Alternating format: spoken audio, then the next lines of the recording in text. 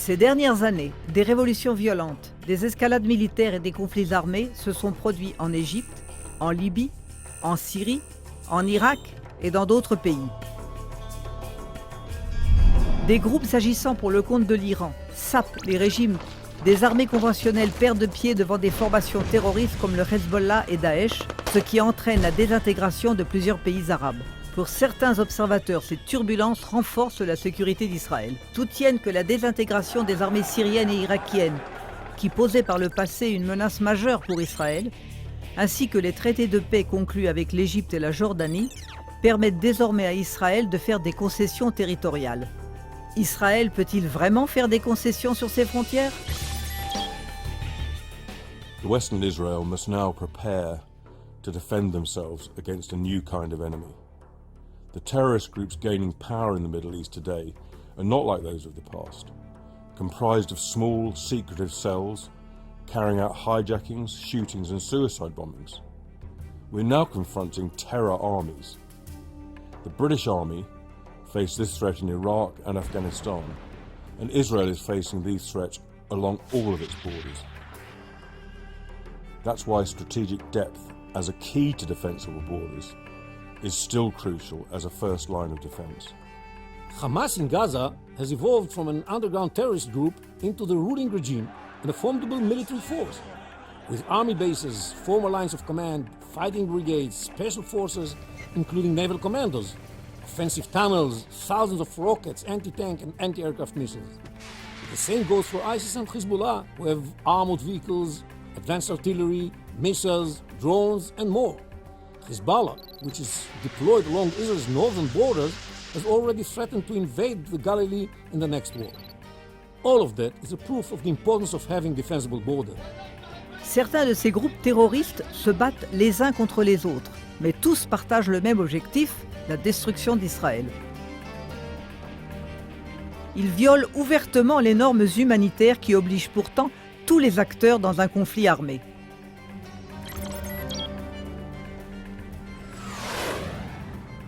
Il profite des troubles qu'il fomente pour renforcer sa position au Moyen-Orient. In Iran's attempt to achieve regional supremacy, the Islamic Republic has financed, armed, and mobilized expeditionary forces to topple governments, seize territories, and tighten their imperial grip across the Middle East. We're witnessing this Iranian-backed expansion in Yemen, Syria, Lebanon, and in other places. And these forces are currently encircling Israel. Once Iran becomes a nuclear threshold state, the escalation of terrorism against Israel will only rise. Iran supplies Hamas, Palestinian Islamic Jihad, and Hezbollah with advanced rockets, weaponry, and know-how. Once it becomes a nuclear threshold state, Tehran will be able to back Hezbollah and other Shiite militias with a complete impunity, as countries would hesitate to retaliate in fear such actions may escalate into a nuclear war. In addition, we cannot rule out the options of Iran transferring nuclear technology to its Middle East proxies.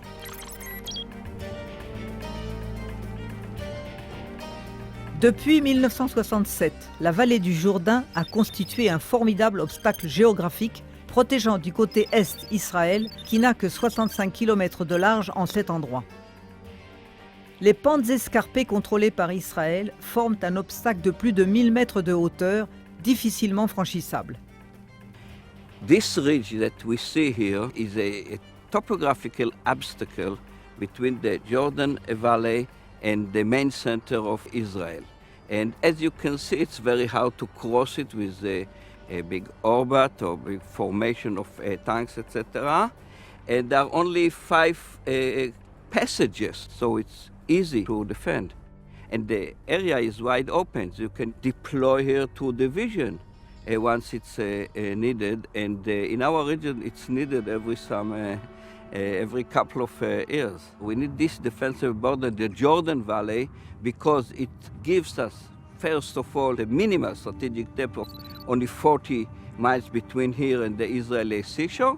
It gives us a decent way to protect ourselves if there will be an attack from the outside, and it gives us also the ability to fight terrorism effectively. If Israel don't control this area, the Iranians will just enter it in the same way that they enter South Lebanon, the same way that they provide help to the Hamas in Gaza.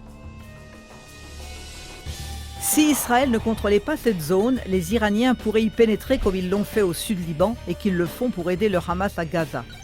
Des infiltrés pourraient ensuite rejoindre facilement le revers occidental des crêtes des montagnes qui dominent toute la côte israélienne. Les grands centres de population autour de Tel Aviv et de Haïfa, les industries stratégiques et les installations militaires, les grands axes de transport et le seul aéroport international Ben Gurion deviendraient des cibles faciles.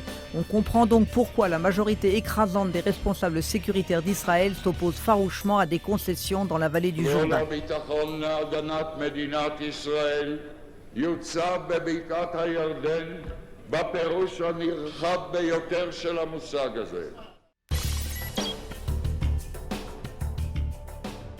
En remontant le long de la vallée du Jourdain vers le nord, nous atteignons le mont Hermon et les hauteurs du Golan d'où on peut observer la guerre civile qui se déroule en Syrie.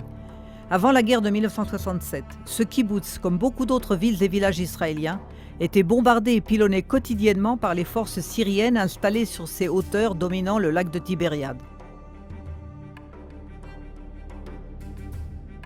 All the arguments from the last 25 years that said Israel could safely withdraw from the Golan Heights have been exposed as based on false premises.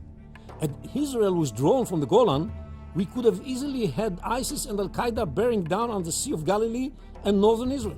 Iran is also making gains on the Syrian border in the Golan in order to turn it into a base for attacks against Israel as part of its national security doctrine that sees value in engaging Israel in constant conflict.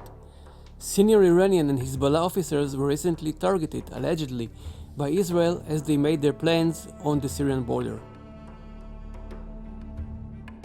Par conséquent, rester sur les hauteurs du Golan est clairement un intérêt vital pour la sécurité d'Israël. Even in the day of phenomenal technology, and even any foreseeable technology, does not remove the need to have borders that are defined and that can be defended. Did anyone predict the Arab Spring? And once it started, did anyone predict it would turn into an exploding chaos? Israel cannot plan its security around a snapshot of the current Middle Eastern political situation. We must ask, what will the region look like tomorrow or a decade from now? We don't know.